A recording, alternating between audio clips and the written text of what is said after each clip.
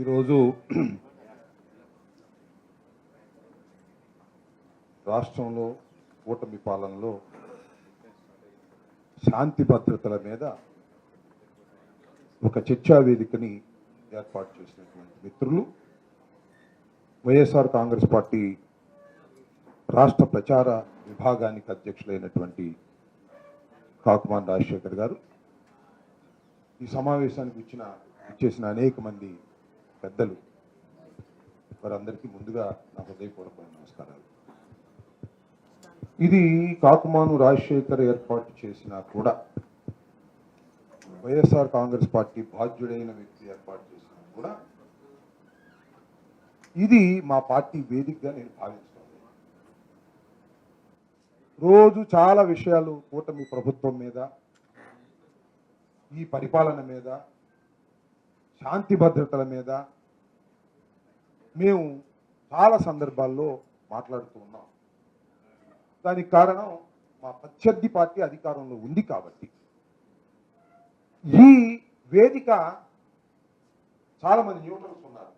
విజయ్ కుమార్ గారు కానీ, రామచంద్రయ్య గారు కానీ, ఇంకా డాక్టర్ వసుంధర గారు కానీ, ఇంకా న్యాయవాదులు కానీ, రజనీ గారు కానీ, వీళ్ళందరూ చాలామంది న్యూట్రల్స్ ఇక్కడికి రావడం చాలా సంతోషం. నేను చెప్పదలుచుకున్నది ఏంటంటే, మనం ఏదో ఇందాక మా రవి గారు అన్నారు, 1,00,000 మందితో గొంతులు వినిపిద్దామని. ఈ రోజుల్లో 1,00,000 మంది గొంతులు వినిపించేటటువంటి పరిస్థితులు లేవు. కానీ ఈ వేదిక 1,00,000 మంది గొంతులతో సమానమని నేను భావిస్తున్నాను. కారణం ఏంటంటే, ఇది ఒక ప్రెషర్ బిల్డప్ చేస్తుంది. వైఎస్ఆర్ కాంగ్రెస్ పార్టీ చేసిన ఒక ప్రెషర్ బిల్డప్ చేస్తుంది ఈ గవర్నమెంట్ మీద అని నేను పూర్తిగా విశ్వసిస్తున్నాను. ఇవాళ జరుగుతున్నటువంటి అనేకమైన అరాచకాలు, సరే యాక్సిడెంట్లుగా కొన్ని జరుగుతాయి. 2 కొట్టుకుంటారు, 2 గ్రూపులు కొట్టుకుంటారు, చనిపోతారు. దాని మీద పోలీసులు కొన్నిసార్లు యాక్షన్ తీసుకుంటారు, కొన్నిసార్లు ఒక పక్షాన వహిస్తారు. అది ఒక తరహా. ఇవాళ రాజ్యహింస, పోలీసుల దగ్గర నుండి కొట్టిస్తున్నారు. ఇది ఎంత ప్రమాదం సమాజానికి. ఈ రకమైనటువంటి సాంప్రదాయం వస్తే ఎలా అనేది ఇక్కడ, సరే నా విషయాలు కొంతమంది ప్రస్తావించారు, నేను ప్రస్తావించదలుచుకోలేదు, మరొక వేదిక మీద ప్రస్తావిస్తా. బెందులూరులో చింతమనేని ప్రభాకర్ గారు ఆయన పార్టీ ఇంటి మీదకి వెళ్ళి దాడి చేశాడు. కేసు ఎవరి మీద పెట్టారు? చింతమనేని ప్రభాకర్ మీద పెట్టలా, బాధితుడైన శ్రీనివాస్ మీద పెట్టారు. అడ్వకేట్ ఆయన. ఈ advocate Telugu Desam party legal cell రాష్ట్ర ఉపాధ్యక్షుడి మీద పెట్టారు. దీన్ని ఎలా సమర్థించాలి? అయ్యా పోలీసులు, ఐఏఎస్ అధికారులు, మీరు ఎలా సమర్థించుకుంటున్నారు అనేది నా పాయింట్ ఇక్కడ. నిన్న ఒక సంఘటన జరిగింది. మొన్న మేమందరం వెళ్ళాం. మా మీద కోడిగుడ్లు విసిరారు, మా మీద రాళ్లు వేశారు, మా కార్లు పగలగొట్టారు, మా మీద ఎస్సీ ఎస్టీ అట్రాసిటీస్ కేసులు పెట్టారు. సరే, రాజకీయంగా మా మీద కక్ష తీర్చుకోవడానికి పోలీసులు ఉపయోగించుకున్నారు. దాన్ని పక్కన పెడదాం. ఒక కానిస్టేబుల్ తెలుగుదేశం వాళ్ళు రాయేస్తే తలకాయ పేలింది.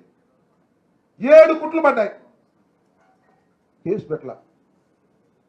విచిత్రం. నాకు తెలిసిన సమాచారం, subject the correction, till now case register చేయాల.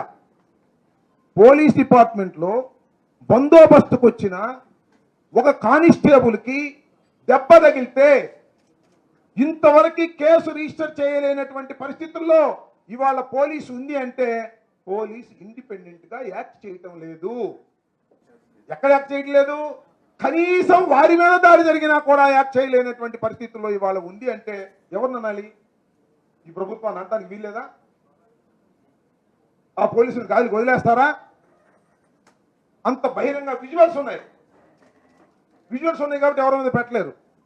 లేకపోతే అంబటి రాంబాబు రాయేశాడిని పెట్టేసేవాడు. ఇప్పుడు పెడతారేమో, నాకు ఆశ్చర్యంగా ఉంది. పెట్టినా పెడతారు. ఎఫ్ఐఆర్ రిజిస్టర్ చేస్తారు. తర్వాత కదా కోర్టులో కదా తేలేది. అంబటి రాంబాబే రాయేశాడు, ఆ కానిస్టేబుల్కి దెబ్బ తగిలింది, 8307 పోయండి లోపలికి అనేటువంటి పద్ధతుల్లో వ్యవహరిస్తున్నారే. దీన్ని సభ్య సమాజం సపోర్ట్ చేయాలా? సరే, యూనియన్ స్పందించలేదు, స్పందించాలి మనం అనుకుంటున్నాం. వాళ్ళ ఇష్టం. కానీ నేను జరుగుతున్నటువంటి అరాచకాలను, ఒమిషన్స్ని క్లియరింగ్గా చేసేస్తున్నారే. ఈ సాంప్రదాయాలు ఎక్కడి దాకా తీసుకుపోతాయి? రేపు ప్రభుత్వాలు మారతాయి అనుకుందాం కాసేపు, ఒకవేళ మేమే వస్తాం అనుకుందాం కాసేపు, అందరూ ఒప్పుకోకపోయినా మా వాళ్ళు ఊరుకుంటారా? పోలీసులు మనం కూడా ఉపయోగించుకోవాలంటారుగా, మనం కూడా కొడతాం, కేసులు పెట్టొద్దు అంటారుగా. ఈ ధర్మమేనా? మేము ఎట్ట తట్టుకోవాలి? నా భయం అది. నిజాయితీగా ఉండాలని భావిస్తున్నాం. కొంతమేరకైనా, అంతా నిజాయితీగా లేకపోతే లేకపోయాం, కొంతమేరకైనా నిజాయితీగా ఉండవలసిన అవసరం లేదా? ఇందాక విజయ్ కుమార్ గారు చాలా విషయాలు చెప్పారు. రామచంద్ర గారు చెప్పింది నేను వినలేదు, కానీ విజయ్ కుమార్ గారు చాలా డేటా, బీయింగ్ ఐఏఎస్ ఆఫీసర్, మొత్తం స్టడీ చేసి చాలా విషయాలను మనకు వివరించేటటువంటి ప్రయత్నం చేశారు. అన్నిటికన్నా మించి బర్నింగ్ ఇష్యూ 2 ఉన్నాయి విజయవాడలో. చాలా దారుణమైనటువంటి అంశాలు ఇవన్నీ కూడా. ఒకటి, పేరుపోగు క్రాంతి కుమార్ చనిపోయాడు. ఆయన మీద రౌడీ షీట్ ఉందన్నారు, ఆయన క్రిమినల్ అన్నారు, ఆత్మహత్య చేసుకున్నాడు. ఏదోలే ఆత్మహత్య చేసుకున్నాడు అనుకున్నారు. కొన్నాళ్ళు పోయిన తర్వాత ఒక వీడియో వచ్చింది. నా ఆత్మహత్యకు కారణం కృష్ణలంక సిఐ నాగరాజే. ఆయన యొక్క హెరాస్మెంట్ నేను తట్టుకోలేక ఆ హెరాస్మెంట్ కన్నా ఈ విషం తాగి చచ్చిపోవటం బెటరు అని డిక్లరేషన్ ఇచ్చి రికార్డ్ చేసి చనిపోయాడు. ఏం చేస్తున్నారండి పోలీసులు? పోలీసులు కేసు రిజిస్టర్ చేయాలా అవసరం లేదా? చేయరు. ఎందుకంటే పోలీసులే చేశారు కాబట్టి. ఇప్పటికైనా చేస్తారా? నాటకం ఆడుతూ ఉన్నారు. ఇది ఎప్పుడు బయటకు వచ్చింది? సాయి కృష్ణ మరణం తర్వాత బయటకు వచ్చింది. నాకు చాలా విషయాలు నేను కూలంకషంగా మన గవాస్కర్ లాంటి వాళ్ళని, అడ్వకేట్స్ని అడిగి తెలుసుకున్న విజయవాడలో జరిగినటువంటి అంశాలను. విజయవాడలో కృష్ణలంకలో సాయి కృష్ణ అనే వ్యక్తి మరణించి చంపబడి శవాన్ని మాయం చేసిన తర్వాత కూడా వెలుగులోకి రాలా. ఆ వెలుగులోకి రావడం కోసం ఆ కుటుంబం పడినటువంటి తాపత్రయం కానీ, ఆ కుటుంబం తిరిగినటువంటి సంస్థలు కానీ, వెళ్ళినటువంటి ప్రాంతాలు కానీ ఎంతగా తిరిగారో నేను చెప్పాల్సిన అవసరం లేదు. నిజంగా ఈ సందర్భంగా విజయవాడ బార్ అసోసియేషన్ని నేను అభినందిస్తున్నాను. వారే దీన్ని భుజాన వేసుకొని బయటకు తీసుకొచ్చే ప్రయత్నం చేశారు. ఇంకా న్యాయవాదుల్లో ఒక సెక్షన్, పౌర హక్కుల్ని కాపాడాలనే సెక్షన్ ఇంకా బతికుంది. వాళ్ళే తీసుకొచ్చారు. చివరికి హెబియస్ కార్పస్ ఫైల్ చేశారు. ఎందుకు చెప్తున్నానంటే, బహుశా ఈ మధ్య కాలంలో ఈ సంఘటన, ఇలాంటి సంఘటన భారతదేశంలోనే ఎక్కడా జరగలేదు. హెబియస్ కార్పస్ పడేస్తే అంటారండి, 2వ తారీఖున హెబియస్ కార్పస్ పడేస్తే 4వ తారీఖు విచారణకు వస్తే పోలీసులకు నోటీస్ ఇచ్చి 15వ తారీఖు సాయికృష్ణ విషయం చెప్పండి అంటే 15వ తారీఖు వెళ్ళారండి మొత్తం పోలీసులు. చేతులు కట్టుకున్నారు. అయ్యా సాయికృష్ణ ఏమయ్యాడు? ఎక్కడికి తెచ్చిపోయాడు. సాయికృష్ణ కోసం వెతుకుతున్నామండి. 4 టీములు వేశామండి, వెతుకుతున్నాం, దొరకనే తీసుకొస్తాం. అప్పటికే బూట్ చేసేశారు, చంపేశారు. నాకు తెలిసిన సమాచారం మేరకు అక్కడక్కడ వింటున్న దాని ప్రకారం 23వ తారీఖు చచ్చిపోయాడు, 24వ తారీఖు దహనం చేశారు. ఇది 4వ తారీఖు విచారణ జరిగింది. 4వ తారీఖు వెతుకుతున్నామని ఆంధ్రప్రదేశ్ న్యాయస్థానాన్ని తప్పుదోవ పట్టించేటటువంటి కార్యక్రమం చేశారు. ఆ తరువాత మేము మాట్లాడాం, మా తర్వాత కొంత మాట్లాడారు. ఇది వాస్తవాలు బయటకు వచ్చేస్తున్నాయి. జరిగినటువంటి సమాచారం అంతా తెలిసిపోతుంది. 15వ తారీఖు నుంచి 29వ తారీఖు నిన్నటి ఈ కేసును వాయిదా వేసి 29వ తారీఖున మీరు వివరాలు ఇవ్వండి అని చెప్పారు. కానీ అందరికన్నా బాగా తెలిసింది ఆ తల్లికి. ఆ నోట ఈ నోట సాక్ష్యాధారాలు లేకపోవచ్చు. చంపేశారు, బూడిద చేసేశారు అంటే నేను చాలాసార్లు చెప్పాను. ఆ తల్లి ఆ చంపినోడిని శిక్షించమంటలా, బూడిదివ్వండి, దిన కార్యక్రమాలు చేసుకుంటాను, నా కొడుకును చంపేశారు అన్నా కూడా ఎవరు మాట్లాడాల. చివరికి నాగరాజును పట్టుకున్నారు, అరెస్ట్ చేశారు. ఎప్పుడు పట్టుకున్నారు? 29వ తారీఖున 19వ తారీఖున ఆమె కంప్లైంట్ ఇస్తే 4 రోజుల తర్వాత పట్టుకున్నారు. ఈ 4 రోజుల తర్వాత 4 రోజుల దాకా బేరసారాలు. ఎవరి పేరు చెప్పమాక, నువ్వు పెద్దోళ్ళ పేరు చెప్పమాక అని బేరసారాలు. సీసీ ఫుటేజ్ మాయమైపోయింది. ఈ రాష్ట్రంలో విజయవాడ నడిబొడ్డులో సీసీ కెమెరాల్లో ఉన్న ఫుటేజ్ లేదు, పోలీస్ స్టేషన్ లేదు, బయట లేదు. ఎంత కుట్ర జరుగుతుంది? ఒక నాగరాజు వాళ్ళు ఈ కుట్ర చేయడం సాధ్యపడుతుందా? ఒక నాగరాజే చంపితే కుదురుతుందా? దీని వెనుకాల ఏదో మిస్టరీ ఉంది. దీని వెనకాల ఎవరో పెద్ద తలకాయలు ఉన్నారు. దీని వెనుకాల ఎంటైర్ పోలీస్ డిపార్ట్మెంట్ ఉంది, కమిషనర్ దగ్గర నుంచి డీజీపీ వరకు. నా బాధ ఏంటంటే, నా ఆలోచన ఏంటంటే, చచ్చిపోయేంత వరకు తెలియకపోవచ్చు, మర్డర్ అయిపోయిన తర్వాత మాత్రం this was reported to CM also, this reported to DGP also. వాళ్ళందరి అనుమతి మేరకే నేను వాళ్ళు ఆరోపిస్తున్నాను. వాళ్ళందరి అనుమతి మేరకే ఎవిడెన్స్ లేకోకుండా ఆ సాయి కృష్ణని దహనం చేసి బూడిద లేకోకుండా చేసేశారు. అంటే డెడ్ బాడీ దొరకపోతే అది 307, 302 అనేది ప్రూవ్ కాదు అనేది వంటి ఒక ఉద్దేశంతో పోలీసులు క్రిమినల్ అయితే ఎలా ఉంటుంది? వాళ్ళకంత లా తెలుసు కదా. లా తెలుసు కాబట్టి ఎలా లా నుంచి తప్పించుకోవాలో ఒక ప్రయత్నం చేశారు. అది వెలుగులోకి వచ్చింది. ఏమిటిది? ఇవాళ కూడా నేను మనవి చేస్తున్నాను, ఆ సాయి కృష్ణ కుటుంబం స్మాల్ కుటుంబం, ఒక విధంగా మిడిల్ క్లాస్. ఆమె చాలా పేదది, భర్త లేడు. భర్త లేకపోవటం వల్ల కొడుకు అల్లరి చిల్లరిగా తిరిగి ఉంటాడు. అతను క్రిమినల్.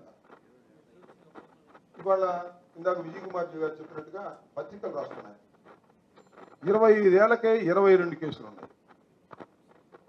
అతను రేపులు చేశాడు, పెద్ద క్రిమినల్. అంటే ఎవరు క్రిమినల్?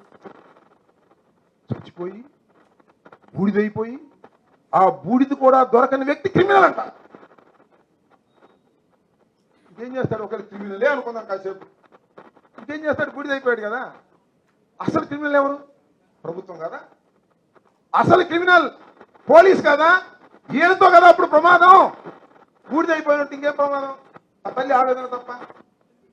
దీన్ని బయటికి రాకోకుండా అనేక కష్టాలు పడి ఆపిన తర్వాత, బయటకు వచ్చిన తర్వాత కేసు రిజిస్టర్ చేశారు.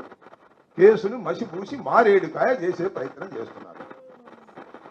ఆ కుటుంబం మీద ఒత్తిడి తీసుకొస్తున్నారు. ఆ హెబియస్ కార్పస్ ని విత్డ్రా చేసుకోవాలని ఆ తల్లి ఏం చేసిందంటే, ఏమంటే ఒక మీరు షిఫ్ట్ చేశారు, ఆ షిఫ్ట్ వల్ల న్యాయం జరగదు కాబట్టి మాకు సిబిఐ ఎంక్వైరీ వేయండి అని ఒక పిటిషన్ పడేసింది. It's very valuable petition. ఖచ్చితంగా సిబిఐ ఎంక్వైరీ వేయవలసిందే. దానిలో హైకోర్టులో అవుతుందా, సుప్రీంకోర్టులో అవుతుందా, that is a different matter. ఏ రాష్ట్రంలో అయితే కస్టడీ డెత్ జరిగిందో ఆ రాష్ట్రంలో పోలీసులు విచారించడానికి వీల్లేదని అనేకమైనటువంటి సుప్రీంకోర్టు జడ్జిమెంట్స్ ఉన్నటువంటి నేపథ్యంలో ఇది ఖచ్చితంగా సిబిఐ ఎంక్వైరీ జరపాలి, లేదంటే ఒక న్యూట్రల్ ఏజెన్సీ ద్వారా జరపాలి అనేది ఒక డెసిషన్స్ ఉన్నాయి, ప్రెసిడెంట్స్ ఉన్నాయి. దాని ప్రకారం వేస్టేజ్ ఎంక్వైరీ పోలీస్ కాకుండా వేరే జ్యుడిషియల్ ఎంక్వైరీ జరపాలి. వాళ్ళు సిబిఐ కావాలని ఆ తల్లి అడిగింది. That was be decided by the court. ఆ తల్లి మీద ఒత్తిడి, ఆ కుటుంబం మీద ఒత్తిడి, మిమ్మల్ని బెదిరిస్తారు. బెదిరించి ఆ తల్లికి అంటారు, అమ్మా ఇదేమో చిన్న విషయం అనుకున్నావా, నువ్వు గట్టిగా ఉంటే ప్రభుత్వాలు కూలిపోతాయి కాబట్టి నువ్వు గట్టిగా ఉండవు, మాట నీకేం కావాలి చెప్పు అని ఆ తల్లిని ఒత్తిడి చేస్తున్నారు. ఇది నాకున్న సమాచారం. ఆ తల్లి నిలబడుతుందా, నిలబడదా, వాళ్ళ కుటుంబం ఎంత, వాళ్ళ స్తోమత ఎంత, అది వేరే అంశం. ఆ తల్లి నిలబడినా నిలబడకపోయినా, ఆ కుటుంబం నిలబడినా నిలబడకపోయినా, ఈ దారుణమైనటువంటి పోలీస్ లాకప్ డెత్ మీద సమాజం మొత్తం ఫైట్ చేయవలసినటువంటి అవసరం ఉన్నది అనేది నాకున్నటువంటి సమాచారం, నాకున్నటువంటి ఉద్దేశం. దీనిలో నేను కాస్త ఎక్కువ ఇన్వాల్వ్ అవుతున్నా. ఐఎమ్ గోయింగ్ టు ఫైల్ ఎ పిల్ ఆల్సో. నేను రవిప్రకాష్ గారికి ఒక పెద్ద ఉత్తరం కూడా రాశా, లీగల్గా అందరినీ సంప్రదించి. అసలు ఇదేంటి, సీసీ ఫుటేజ్ మాయమైపోవడం ఏంటి? ఇక్కడ లేకపోతే సెక్రటేరియట్లో ఉంటుంది, డీజీపీ ఆఫీస్లో ఉంటుంది, కమిషనరేట్ దగ్గర ఉంటుంది, ఆర్టీఐ దగ్గర ఉంటుంది, అన్ని ఎట్లా మాయమైపోయినాయి? కాన్స్పరసీ జరుగుతుంది కదా. దీని మీద మీరు ఆలోచన చేయండి అని వాళ్ళ మీద ఒత్తిడి తీసుకొచ్చారు. వాళ్ళు కూడా మంచోళ్ళే ఉంటారు, దానిలో అభ్యంతరం ఉంది. ఐపీఎస్ ఆఫీసర్లు, ఐఏఎస్ ఆఫీసర్లు ఒరిజినల్గా మంచోళ్ళే, కానీ ఒత్తిడి, పోస్టింగ్ల కోసమో లేకపోతే మరొకటి ఒత్తిడి. ఆ ఒత్తిడి నుంచి బయటకు వచ్చి చెప్పేటటువంటి, న్యాయం చేసేటటువంటి అధికారులు ఎంతమంది ఉన్నారు ఇవాళ? ఉన్నారు, నాకు తెలుసు, పేర్లు కూడా చెప్పగలను. వాళ్ళందరూ ఎక్కడ ఉన్నారంటే నాన్ ఫోకల్ పోస్టులో చాలా మంది తెలుసు నాకు, పోలీస్ ఆఫీసర్స్. కానీ వాళ్ళందరూ నాన్ ఫోకల్లో పెట్టేశారు. ఎందుకంటే వాళ్ళు నిజం చెప్తారు, దేనికి తగ్గదు. ఈ కేసుని ఏదో ఒక విధంగా అణిచేయాలనేటువంటి ప్రయత్నం నిన్న వస్తే వాయిదా పడింది. ప్లేటర్ను మార్చేశారు. ఎందుకు మార్చారో నాకు తెలియదు, ఎవరు మార్చారో నాకు తెలియదు. ఆ తల్లి మాట్లాడే పరిస్థితి లేదు, ఆ కుటుంబం మాట్లాడే పరిస్థితి లేదు. మీరు ప్లేటర్ను మార్చినా, కోర్టులో ఏం చేసినా, ఆ సాయి కృష్ణ క్రిమినల్ అయినా, ఆ సాయి కృష్ణ మరణం మీద దోషుల్ని శిక్షించేంత వరకు మనం అందరం సమాజం తరఫున పోరాడవలసినటువంటి అవసరం ఉన్నది. దానికి మీ అందరూ సహకరించాలని కూడా ఈ సందర్భంగా నేను మనవి చేస్తాను. ఇలాంటి దారుణాలు జరుగుతూ ఉన్నాయి. నేనేమి చంద్రబాబు నాయుడు గారిని దూషించదలుచుకోలేదు, ఇప్పుడు హోంమంత్రి గారిని దూషించదలుచుకోలేదు, లేదా పవన్ కళ్యాణ్ దూషించదలుచుకోలేదు, లేదంటే ఆ నారా లోకేష్ గారిని దూషించదలుచుకోలేదు. ఎందుకంటే దూషించే వేదికలు చాలా ఉన్నాయి, కానీ వాళ్ళే రెస్పాన్సిబుల్. దానికి ఈ సమాజం దాన్ని గుర్తుపెట్టుకొని మనం ప్రవర్తన చేయవలసిన అవసరం ఉందని ఈ సందర్భంగా నేను మనవి చేస్తున్నాను. నిజానికి వైఎస్ఆర్ కాంగ్రెస్ పార్టీ కాదు రౌండ్ టేబుల్ సమావేశం పెట్టవలసింది. పౌర హక్కులు కోసం పోరాడేటటువంటి సంస్థలు ఉన్నాయి, అవి పెట్టాలి. లేదంటే నాకు చాలా ఆశ్చర్యం వేస్తుంది, కమ్యూనిస్ట్ పార్టీలు పౌర హక్కుల గురించి నా చిన్నప్పటి నుంచి పోరాడేటటువంటి వ్యక్తులు ఉన్నారు, వాళ్ళు పెట్టాలి. వాళ్ళు ఎవరు రాకపోతే మా కాకుమాని రాజశేఖర్ కొద్దిగా హృదయం కదిరి పెట్టాడు. నేను కమ్యూనిస్ట్ పార్టీలను కూడా విజ్ఞప్తి చేస్తున్నా, రాష్ట్రంలో దారుణం జరుగుతూ ఉంది, మానవ ప్రాణాలు హరించిపోతున్నాయి. మా మీద కొట్టినందుకు మీరు రాకపోయినా పర్వాలేదు, కానీ క్రిమినల్ అని చెప్పి ఒక వ్యక్తిని పోలీస్ స్టేషన్లోనే చంపేసి డెడ్ బాడీ కూడా ఇవ్వకోకుండా బూడిద చేసినటువంటి ఈ సంఘటనల్ని కమ్యూనిస్ట్ పార్టీలు కూడా సహిస్తూ ఊరుకుంటే సమాజం బాగుపడదని కూడా ఈ సందర్భంగా నేను మనవి చేస్తూ, మేమేం చేసినా ఏమంటారు, రాంబాబు గారు వైఎస్ఆర్ కాంగ్రెస్ పార్టీ అందుకని చంద్రబాబును దూషిస్తున్నాడు అంటారు. కాదు, ఇక్కడ మెటీరియల్ ఉందని మనవి చేస్తున్నాం. ప్రతి దానికి దూషించవలసిన అవసరం మాకు లేదని మనవి చేస్తున్నాం. కాబట్టి అందరికీ మనం చేసేది ఏమిటంటే, ఇవాళ చాలా మంది వచ్చారు, చాలా సంతోషం. రామచంద్ర గారు కానీ, విజయ్ కుమార్ గారు కానీ, ఇంకా న్యూట్రల్ పీపుల్ వచ్చినందుకు అందరికీ నేను ధన్యవాదాలు తెలియజేస్తున్నాను. మీ అందరూ ముందుండండి, మేము అనుకుంటామని కూడా ఈ సందర్భంగా నేను మనవి చేస్తున్నాను. మీరు ముందుంటే దానికి ఒక పవిత్రత వస్తుంది, దానికి ఒక జెన్యూనిటీ వస్తుంది. మేముంటే రాజకీయం అని రాజకీయ మోటివ్తో చేస్తున్నాం అనేటువంటి భావన వస్తుంది. మీకు సహాయంగా మేము ఉంటాం. ఇలాంటి జరుగుతున్నటువంటి దారుణాలని మీరు వ్యతిరేకించాలి. సమాజంలో చైతన్యం రావాలి, తిరుగుబాటు రావాలి, వాళ్ళకి బుద్ధి రావాలి. అమ్మమ్మో మనం ఇలా చేయకపోతే, సిబిఐ ఎంక్వైరీ వేయకపోతే అపాస్పాలవుతామనేటువంటి భావన రావాలి. ఇవాళ కోర్టులో జరుగుతున్నటువంటి విషయాలు కూడా ఏదైనా పొరపాటు జరిగితే ఖచ్చితంగా బదనామయ్యేది ఈ ప్రభుత్వం, హోమ్ డిపార్ట్మెంట్ అనేది మాత్రం నేను చాలా స్పష్టంగా చెప్పదలుచుకున్నాను. కాబట్టి మీ అందరూ కూడా సహకరించాలని. ఇలాంటి సంఘటన చాలా ఘోరమైనటువంటి సంఘటన పేరుపోగు మరి Kranti Kumar, it's a dying declaration. Of course this may be not registered before the magistrate, but prima facie case 302 కింద పెట్టడానికి కావాల్సిన ప్రైమా ఫేసి కేసు ఉంది. ఇంతవరకు కేసు రిజిస్టర్ చేయలేదు. విచారణ పేరుతో జాప్యం చేస్తున్నారు. మన ప్రెషర్ పెరిగిందనుకో విచారణ చేస్తారు. నేను ఒక మాట చెప్పాలి ఇక్కడ. 18వ తారీఖు జగన్మోహన్ రెడ్డి గారు వెళ్ళాడు సాయి కృష్ణ వాళ్ళ ఇంటికి పలకరించడానికి. 18వ తారీఖు రాత్రి పిలిపించుకున్నారు. పిలిపించుకుని 19వ తారీఖు కేసు రిజిస్టర్ చేశారు. హౌ పవర్ఫుల్ అపోజిషన్ గుర్తుపెట్టుకున్నాను మనం. అంటే జగన్మోహన్ రెడ్డి వెళ్ళాడు, వైఎస్ఆర్ కాంగ్రెస్ పార్టీ భుజాన వేసుకుంది, దీన్ని గందరగోళం చేస్తుంది, ప్రజల్లో ఎండగడుతుంది. మనం కేసు రిజిస్టర్ చేయకపోతే దెబ్బతింటామనేటువంటి ప్రెషర్ బిల్డప్ చేయడానికి వైఎస్ఆర్ కాంగ్రెస్ పార్టీ పనిచేసింది. మీ అందరూ కలిశారనుకోండి, ఇంకా పెద్ద ప్రెషర్ బిల్డప్ చేస్తాం. కాబట్టి నేను ఇవాళ డిమాండ్ చేస్తున్నాను, ఫస్ట్ సిబిఐ ఎంక్వైరీ వేయాలి సాయి కృష్ణ మృతి పట్ల. అదేవిధంగా ఈ పేరుపోగు క్రాంతి కుమార్ విషయంలో ఇమీడియట్ గా కేసు రిజిస్టర్ చేసి దాన్ని కూడా సిబిఐకి అప్పచెప్పాలి. ఈ రెండు కూడా సిబిఐకి అప్పచెప్పిన రోజునే ప్రజల్లో విశ్వాసం పెరుగుతుంది.